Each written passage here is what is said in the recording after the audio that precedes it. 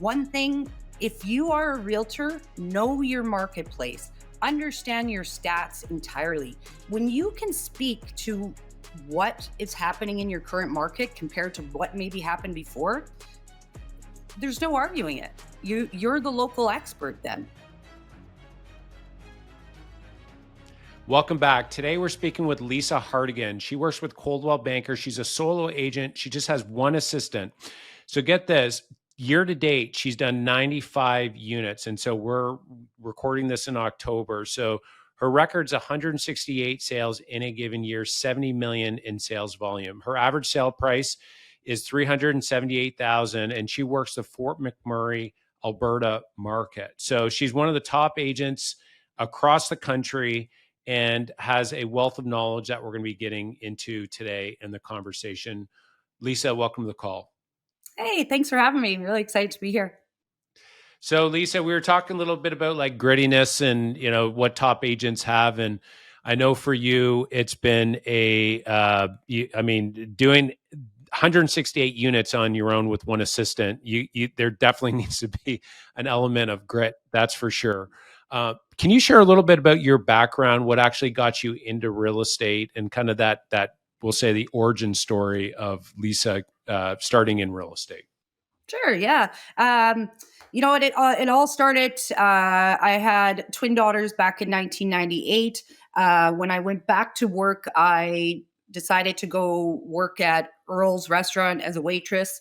Um, you know, I've always loved people, loved chatting with people. I'm a really great multitasker. So I went and did that for few years. My older brother had started in real estate in 98. And after I was working a few years at Earl's, he suggested that I get my real estate license as well. Um, so I did.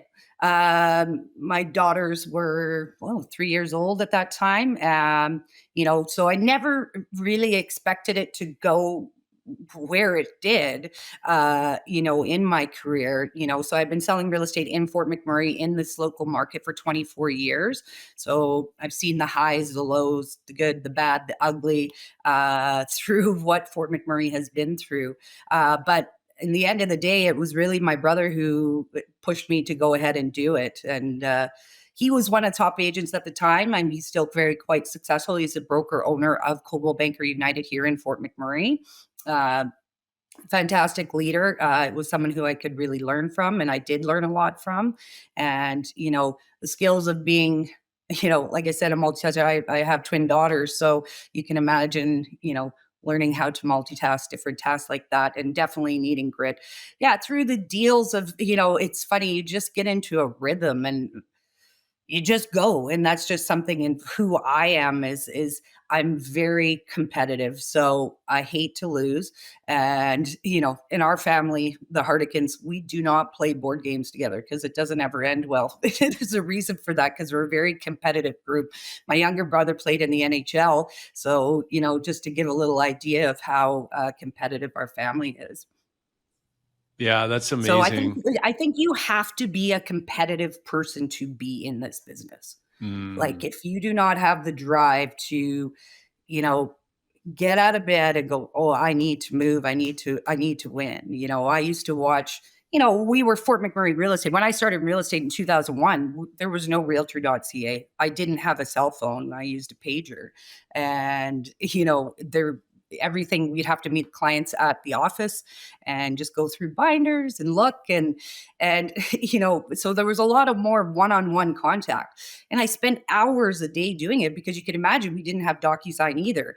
If I was lucky enough to find a client that actually had a fax at home, it was always like a big win. But you were running around getting paper signed and stuff. I mean, technology has come a long, long way since I started. That's amazing.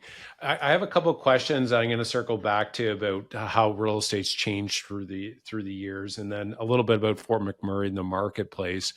Mhm. But going back to when you started, how did you get business? Like lead generation is a big question that a lot of agents are curious about. Back when you started, that was many years ago. How did Mhm. you generate your first clients, and we'll say to get your business off the ground? Well, I was lucky enough to be with a brokerage. I did start out with Century 21 and then I went over to Remax. But being at Remax, the broker owner of Remax was a big developer in Fort McMurray, so developed a lot of neighborhoods. So I had the opportunity to be able to sit in open houses, just really getting my face out there. At that time as well, there was no social media or anything. So it was really just back to the basics of just one-on-one contact. And the way it was through open houses and just, standing around talking to people getting to know you. Another huge thing for me truly was my children. And it was, being able to connect with so many people through my children growing up through schools, getting into sports, things like that. I generally have a presence in a room if I'm there, and I get to know people, and just chatting with them, making them aware that I was a realtor, wearing my real estate pin, just letting people see that, hey, well, what's that? Oh, you're a realtor. That's the trademark pin. So open houses was a big one for me. Back in those days too, working office duties, we don't see a ton of that anymore, but office duties was a big thing because there was no realtor.ca. So these were the days where people would walk into your office and see you. But I had a lot of opportunity, being able to sit in builders open houses. I reached out to many of the successful agents in the office that were top agents, asking, let me know, can I do an open house, just to get my face out there and get talking to people. And once that ball started rolling, I found it really became word of mouth. I built my entire business on being honest with people. I would never sell something to somebody that I wouldn't buy myself. And it's just, that's who I am. I like to sleep at night. If you ask the community of Fort McMurray, they would say I have a solid name, really, for being honest. Um, and then just through the experience of how to, you know, be able to bring deals together and close deals, and then I think people just really felt comfortable with me because I'm not that pushy salesperson. I don't jump all over you. I'm not going to call you 6 times a day. Listen, if you like me and this works out, when you want to sell, give me a call, right? And it's the feeling of, you go to a car lot. I don't like to be bothered, like jumped on and stuff. Of course, I want to be acknowledged, but I don't like people following me around.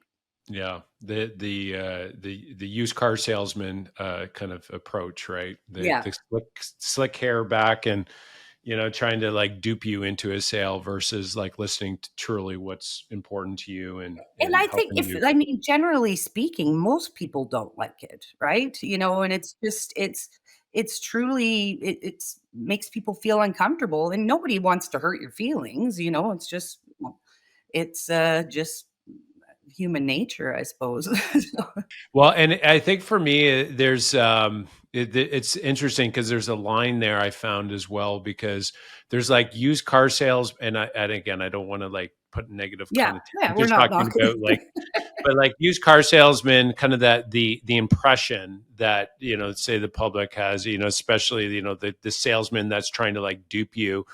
But then there's the other salesperson that's actually like really, we'll say, they're enthusiastic, they're excited, they're listening to what I'm saying, and then they're selling me. It's so interesting because I found that like I love to be sold to.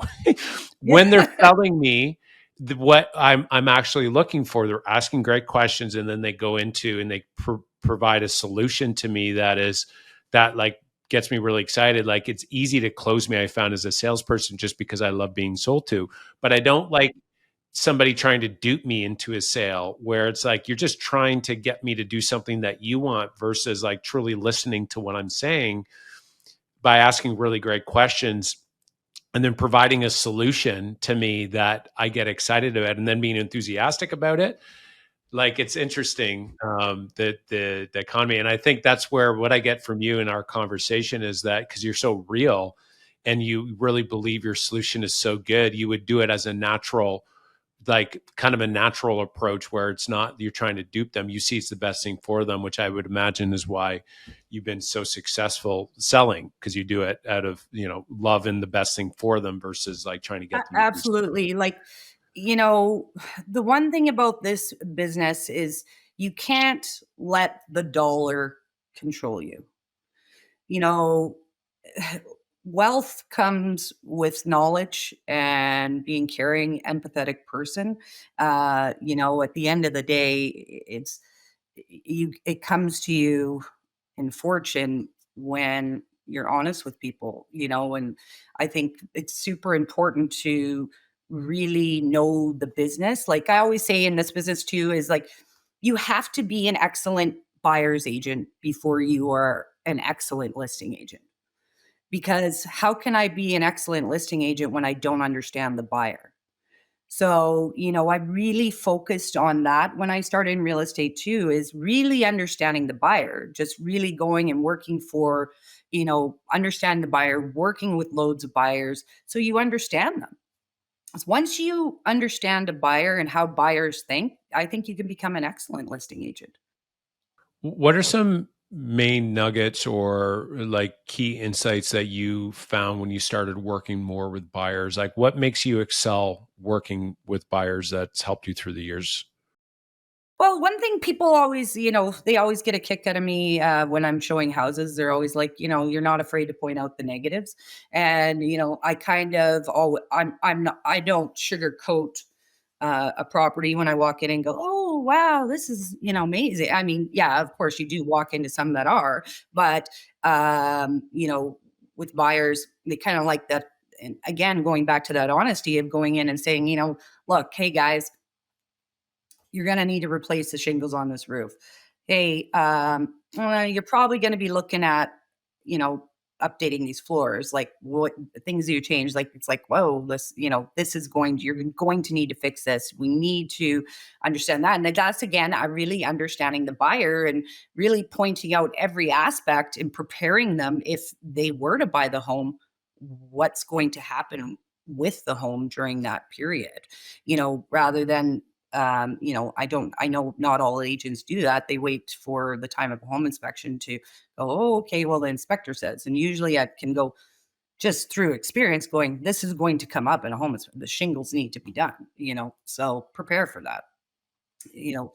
But I think just buyers, I just, when what people have told about me or said about me when representing buyers through my reviews and stuff. It's, I care, I stay on top of things, communicating well, making sure I can always answer any question. If I don't have the answer, I go find the answer. I really pat myself on the back in terms of I find that I'm a very resourceful person. Um, Certainly, if I can't find it, like, if I don't know the answer, I'll definitely go find it for you. And do you have a buyer presentation when you first meet a buyer, or is it more so do you just kind of meet with them and then you start showing them homes? What's your process when you first meet a buyer? So again, because, I've I'm old school, just and I come from the day when there wasn't a lot of resources. I did create a buyer's guide, basically. I don't use it often. I like to meet with people, have a conversation, see what they're feeling, see what their needs are. So generally speaking, my conversation with them is, let's meet at my office or your home or go for a coffee, wherever you want to do. Let's discuss what you want in a home. Make sure you're properly pre approved, and discuss what your needs are, you know. And I said, then let's get out and look at some places because then I can get a real feel of what you're looking for in the market, you know, especially for a first time home buyer. They're like, oh, okay, well, I know I need at least two bedrooms. I know I want a garage. I know I want to live in this area. Okay, great. But moving through homes, you really get a feel of what people are really looking for. Yeah, that's really good.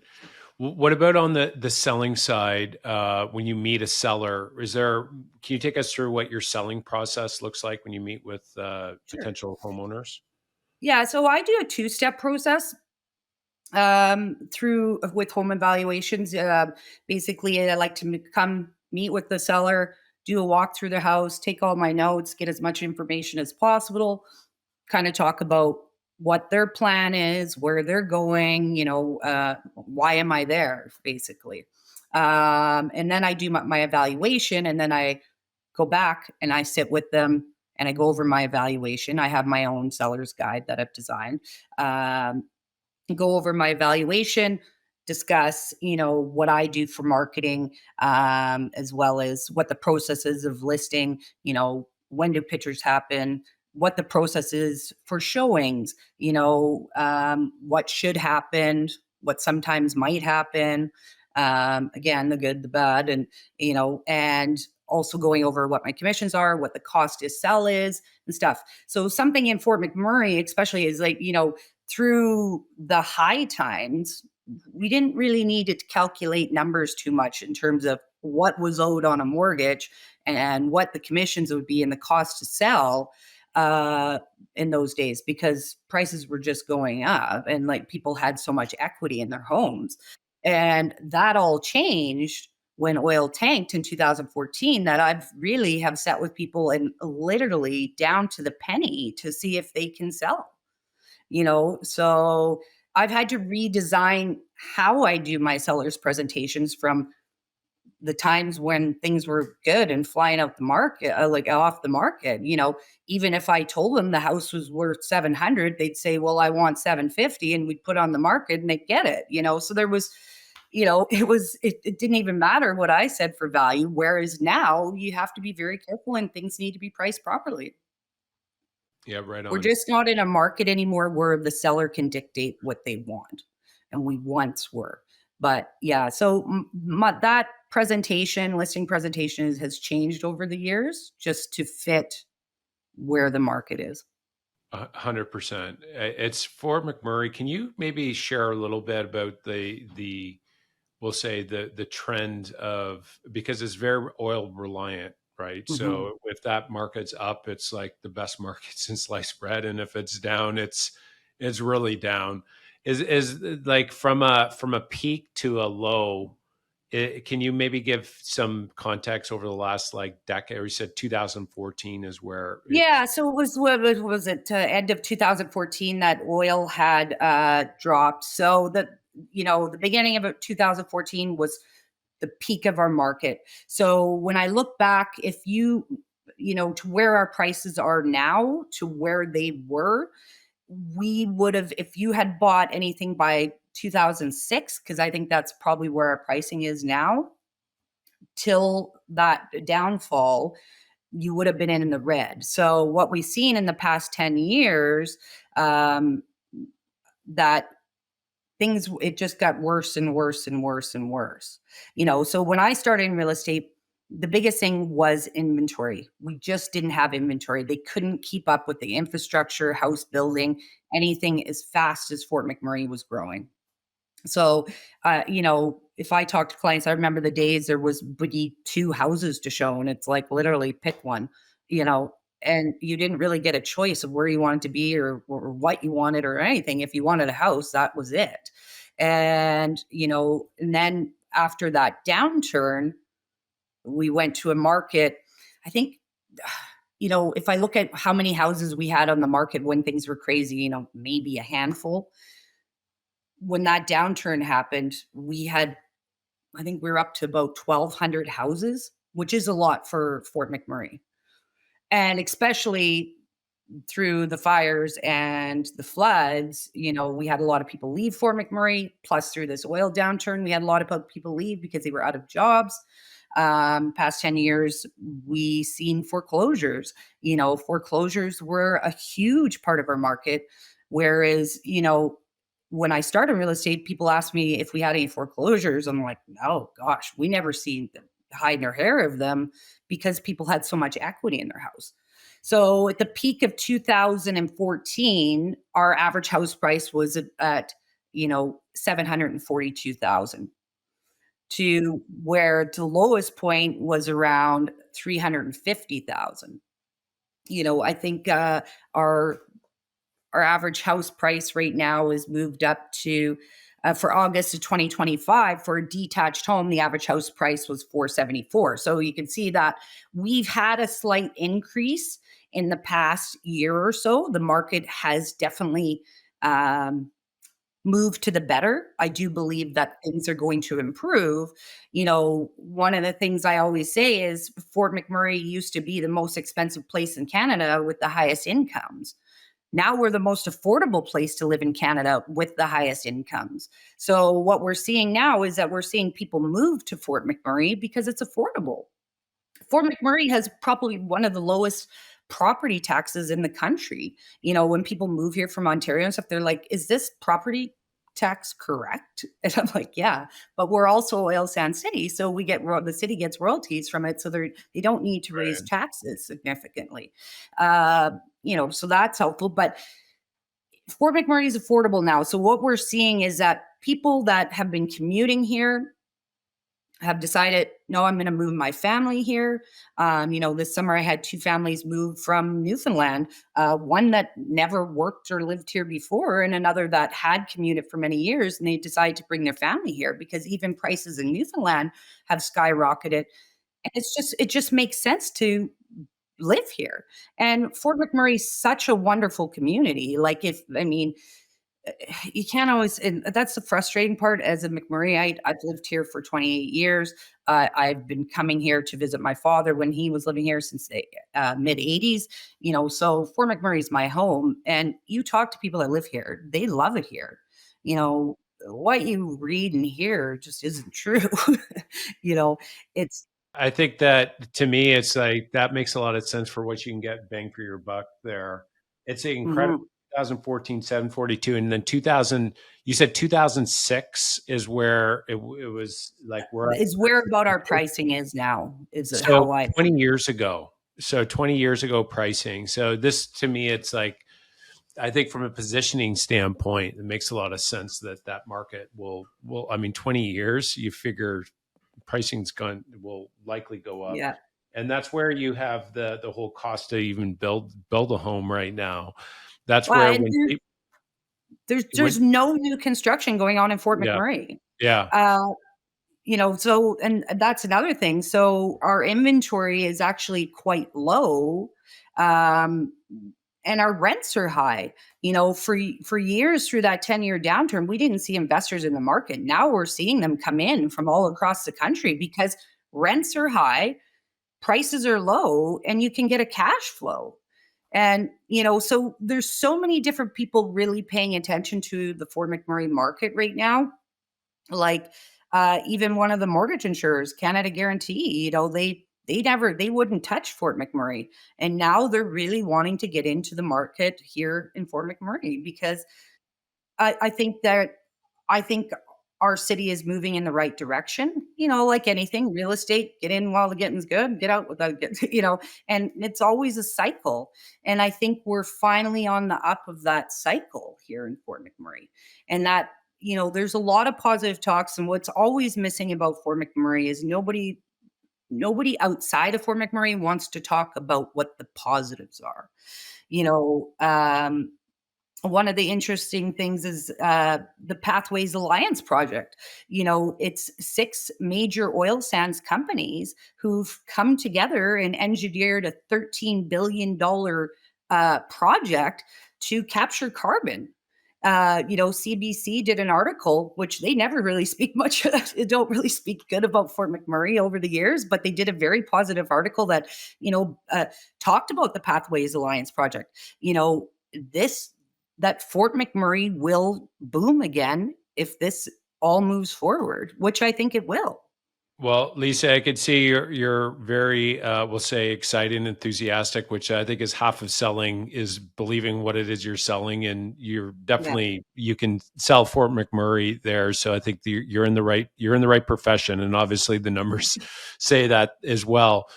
Tell us a little bit about, you've been in the business for many years. Mhm. Tell us a little bit about how real estate has changed over the last 2 decades. What are some of the biggest things? You had mentioned they didn't have DocuSign back then, a pager. Do you think, though, like maybe you could share some of the things that maybe have changed and then some things that haven't changed? So I think that I mean the biggest things that change is obviously technology. You know, the fact that uh, and one-on-one contact.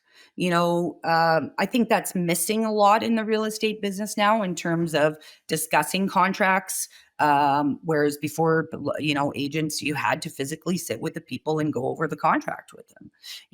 And whereas now it just, we're using DocuSign, sending out documents, but and the ability to just at your fingertips, search for properties, right? People don't need to contact a realtor. Before, they had to contact a realtor to see what was in the market. Now they can search the web and pick out and look what's there and decide if they actually want to book a showing. Before, they had to physically contact an agent, step into your brokerage and walk in and sit down and talk to you. So I think it's a sad thing that that one-on-one contact isn't there as much anymore. Um, you know, and it's always nice to see when you can sit with someone and build a bigger relationship than when I think that's missing now. Of course, yeah, another one, technology. I mean, pagers. I remember I'd have to go sit back in my office, if I was out showing houses and go through my pager and make phone calls back, right? So it's that instant response time. It's there now. It wasn't before. So, people's expectations were different then as well. Pagers, well, yeah. I mean, I remember our lock boxes then. Oh my gosh. It was these old ones with a code, and you had this long key. and and in the winter, you had to carry lock de-icer in your pocket because half the time it was frozen here. You had to shake it around. So that's always interesting. But just marketing, social media, huge thing. Something that I do struggle at is getting out there, doing more videos. Wishing I was better at it. It's just how what I was used to, how I've built my business.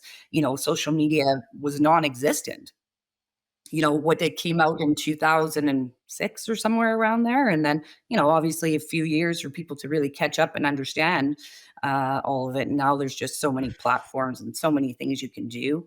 um, Inputting a listing, like just filling out paperwork, everything was paper. It was nothing was electronic. So it's just come a long, long way. Yeah.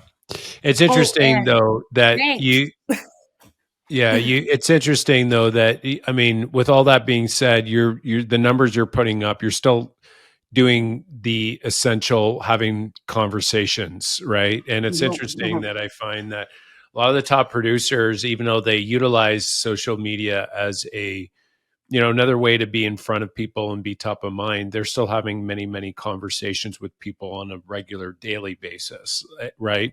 And that's Yeah. something that is never traded off. And even with technology, you eventually you need to have a conversation with people. And I think for the agents that are listening out there, I want to encourage you to not get so caught up with trying to do all the social media channels. I want to encourage you to to do the basics of just having 10 conversations a day with people. If you just do that one thing, you could use social media to extract information and make a phone call to somebody. But like to do everything on social media and expect clients just to call you and say, yeah, come list me now. That those are more far and few between. It's the belly to belly or the face to face is really truly where the top producers do their sales. And I would imagine, Lisa, that's likely where you're getting majority of your sales. You're having conversations with people, right? At the end of the day, Yeah, pick up and the I phone. mean, and I love it because again, I'm very passionate at what I do. I mean, you can hear in my I mean, I'm sure you can hear my voice, I'm passionate about Fort McMurray. I'm passionate about the real estate market. I know this real estate market like the back of my hand, even though, just living through the highs, the lows, the good, the bad, the ugly, and just being able to cope and change through it and understanding and really trying to help people go where they need to go. And and that's been one thing through the downturn here is I've never forced people to sell their homes. It's like they've asked me my advice, and I was like, well, this is what I would do and this is how I would plan it. I wouldn't list right now. I'll be honest with them and say I wouldn't list right now. And the problem with our market, it's very confusing, and it's because there is a lot of people, sellers that are upside down and they need a certain amount of money to get out of the house. I'm not going to sugarcoat it and say, yeah, I think I can get you this much money when I know for in fact I can't. And here are the reasons why. Yeah, being direct with people. I think people appreciate that, especially when you're coming from a Yeah. place of serving them. Um, that's really good, really good. Yeah, and I mean the people, this is a biggest investment of their life, whether they're buying or selling. And when there's when you've been in a market where there's hardship, and I've sat in people's homes and people have cried and like I said, crunch numbers.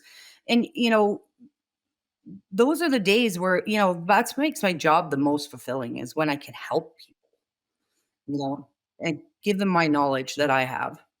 Lisa, are there any wows that you do along the way? You had mentioned earlier about communication being a really important thing when you're working with buyers. So across the board, whether you're working with sellers or buyers, is there anything that you do that clients, whether they're a buyer or seller, they say to you like, wow, this is really above and beyond. Does anything come to mind that you do that really helps with your service delivery?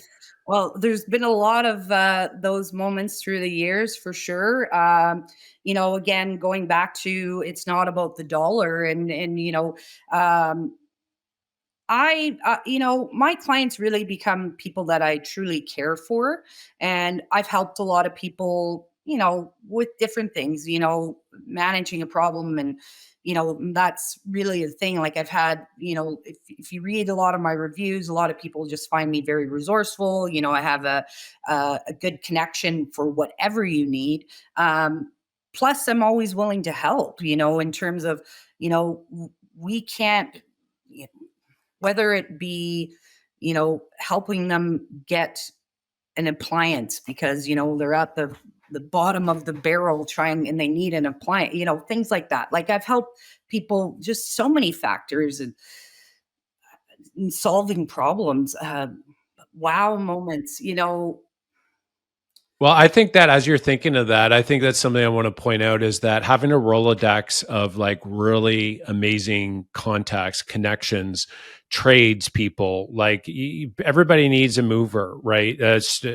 Everybody needs we'll say a HVAC guy. They need a lawn guy. They need like a good lawyer or a good insurance broker. Like that to me is, if you get a really good Rolodex of people that will drop what they're doing to serve your clients that you're recommending, I think that is of untold importance. And like think about when somebody's moving to Fort McMurray for like just think about it for a minute. And this goes to any city for the agents that are listening. If somebody's moving new to the area, generally they don't know anyone. And you're the one person that can get them dialed in. And if you can connect them with the right people that will do them, justice and like save them money and get them, that is so much. I think that's one of the biggest value pieces that real estate agents bring. Finding the house is one thing, but getting them connecting the community, that's a whole other level of value.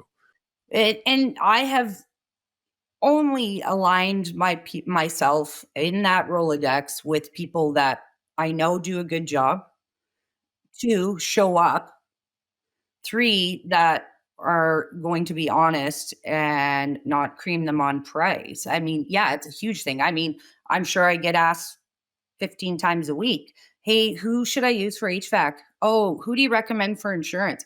Oh, who would you recommend as a mortgage broker? You know, uh, those it's that's putting them in the path of the right people.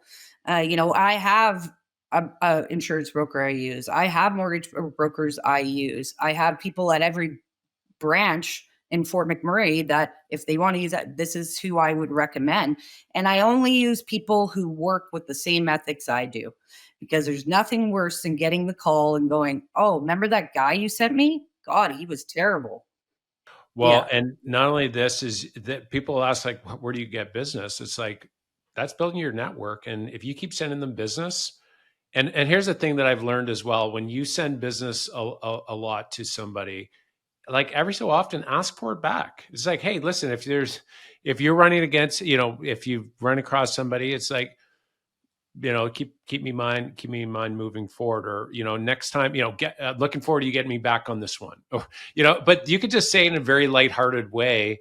But a lot of times, even your Rolodex, they don't even think about it, right? And so the more business you send, especially if you're reminding them to send business back, they're like, this is something that some agents like, I don't really want to kind of put that on them, but it's like if you believe you're the best thing and you deliver service better than your competitors, you're actually saving people if you're getting a recommendation from one of your Rolodex, and Oh, they'd be glad they're glad to send you business, right? But sometimes you yeah. got to ask for it as well. You keep sending, and I think that's one of the things that through the years I haven't always been the best at asking for it back. But when you start asking, all of a sudden you're top of mind, just like with your own clients.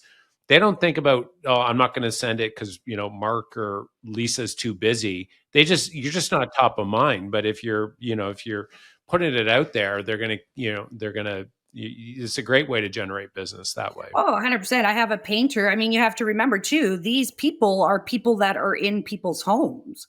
Oh, you want to get your house, like they're getting their house painted by a painter. I always recommend it. Oh, you're going to be selling. Is that's why you should call, Lisa, it works both ways. So, yeah. So good. It seems like such a simple, like these things that you had said about generating business, open houses, your children's events that they're going to, right? Duty. Funny enough, Lisa, my very first duty call, I remember it like it was yesterday. This was like 17, 18 years ago. And I'm sitting there in duty, and it's about showing up in the office, right? That's Yeah. like half the battle. You show up and you're on. Okay, so the call comes in and they're like, yeah, live transfer from the receptionist. And the receptionist said, yeah, we have a duty call. It's a listing call. I'm like, okay, send them through. They're like, yeah, we'd like you to come on over and do a CMA. I'm like, no problem. What time do you want me to be there? 7:00. I'm like, I'm there. I got off the phone. I hung up. And I'm sitting there for a minute. I'm like, holy crap, what just happened? And then I stick my head out the door, and I see the top producer in her office walking by, and I said, hey, his name is Todd. I said, hey Todd. I said, I just called. I got a duty call for a CMA. He's like, oh yeah. He's like, okay. I'm like, how do you do a CMA? Comparative market analysis, right? And he's like, well, you don't compare a bungalow to a two-story. And I'm like, oh, that's good. That's good. He's like, so I'm writing it all down, writing it down, right? But if I didn't I didn't show up in the office, put Yeah. myself in the position to take that call. Now I didn't get that listing, but the point is it got my rep. I got a rep in there, but I got an opportunity. And I think business is more about just showing up and having conversations, like more than anything else. And I think what is harder today than it's ever been is that there's so much more distraction out there that we get caught up doing surfacey stuff versus like actually just showing up and having actual conversations and doing the actual work. And I think there's simplicity in that, and unfortunately it seems too simple for that to work. But what you did was you just did the simple, but you've done it consistently very well, and obviously your passion and some of these other things that's helped make you successful through the years, right? Yeah. And I mean, I one thing too is, I remember when I started real estate and, as you know, like you just mentioned, you didn't get that listing. Um, but you didn't let it define your business. And, I find what happens with realtors when they start is like, okay, you're not always going to get the business. You're not always going to get the listing. You're not always going to get that buyer to use you. Conversation I have a lot of times with the other realtors is, oh, I lost them to another agent, and, it's like, don't let that define your business because you can feel deflated and defeated instantly. And that's one thing I just let roll off my shoulder. It's in terms of, because if you let it beat you down, pick yourself up and say, what did I do wrong there? If the person isn't going to tell you why, fine, then, look back, reflect, and go, okay, well, chop it up as an experience, because even if you win or lose, it's always an experience. You're always learning, and then you can learn what maybe I could do better. If you don't win, okay, yes, it sucks, but chop it up as an experience. Don't let it define you. Lisa, that mindset of like taking ownership, what can I learn from that is so powerful. I found a big differentiator from top producers from, we'll say, lower producers is the lower producers, if they don't get it, they blame the person like the homeowner, and say, oh, they just wanted a discount, or that other agent discounted, and they point it outward and said Yeah. it was their fault or whatever, instead of looking internally and say, hey, listen, what can I learn from this? That was like what you just said is very typical. I've seen from top producers. They have this ownership mindset, and maybe they didn't win the listing, but they won because they extracted some sort of like knowledge or experience, as you had mentioned, and they become better because they look at what can I do better next time. I have a perfect example. When I started real estate, obviously you don't walk into a house and give recommendations. Oh, well, I didn't, in terms of, what you should do to prepare your home. And this, again, comes from experience, but um, it, I had lost the listing, and it was a East Indian family, and he had called me. He gave me the respect of the call and say, you know what, we've decided to go with another agent. And I said, okay, would you mind sharing with me why you chose the other agent? I wish you the best of luck. Thank you very much. And he said, because the other agent made him aware that they needed to stop with the heavy spices and cooking smells in the house and to deal with that. And I didn't. And, from that moment forward, that was awakening to me. I was like, no, people have you in their home as a realtor because they want to know what they need to do to get top dollar and get the most money for the home, what they need to prepare. They're asking your expert advice. And, I really learned that was, again, I didn't get the list, but I learned from that. And from that point on, I was never afraid to say anything. Obviously you're not rude about it, but it's like, this is what you should do to prepare your home, you know? So that was a wake moment for That me. woke you up. Yeah. Here Yeah. comes Lisa. Lisa's on a rampage. She's gonna start killing it. So that's good to use it as a wake up call. Yeah. Very cool. Well, listen, we are in the rapid fire part of the conversation here, Lisa. I'm curious for my first question of the three. Um, I'm a big reader, love reading books. Which book for you has made the biggest impact in your career? Do you know what? I'm not an avid reader, only because I think I have ADHD and I'm not really good at sitting. But one book that I recently read that really, you know, it made sense to me and who I am and how I treat life. It was the book Let Them by Mel Robbins. I recently bought the book for one of my clients after I went and did an evaluation at their house because we were just talking about it because she was telling me about how she was an avid reader. It's a great read to really look at how people should look at the world. And, when I read the book, it was a lot about how I like to take the world. I don't sweat the small stuff. I always like to take the high road. It's in this book is like, you know what? If everybody has their way, and however they want to be, let them. You know, some people are go-getters, some people are, some people, everybody's different, and I really enjoyed reading that book. It was it was a good reflection book, and just really looking at different parts of the ways in the world of how people are. One of my favorite quotes is, "You are where you're supposed to be." I don't get angry when my flight's delayed, because for whatever reason, I'm supposed to be right here. Yeah, You very know, cool. All yeah. right. Second question is with 3 words. People that know you best, how would they best describe you in 3 words? Hmm. Well, I go to when I go to a lot of people's houses, and people in Fort McMurray really know my slogan well. So my slogan is, "Everything I touch turns to sold." So, people, really always go, "Oh, it's," friendly, charismatic, caring, real person. I think that's how generally, if you ask people who I am, I'm always smiling, and just give a good energy. Yeah, very cool. And then final advice you have for the agents that are out there that maybe want to take their business to the next level. What final advice would you have for them? Go back to the basics. I'm telling you, it really is a difference.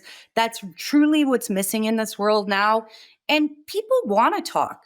People, if you can, talk to people one on one, it's so different than trying to sending emails and stuff.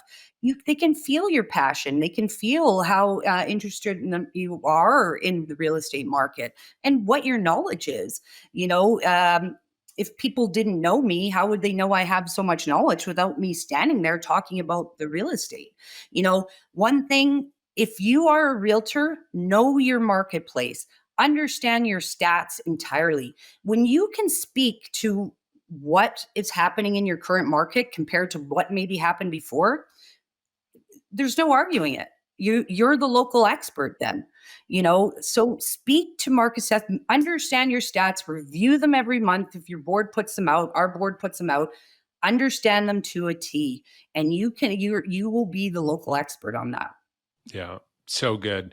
So for the listeners that want to reach out, maybe they want to refer you some business. Maybe there's a buyer or seller that they want to Yeah. introduce yourself to. What's the best way they can get in touch with you?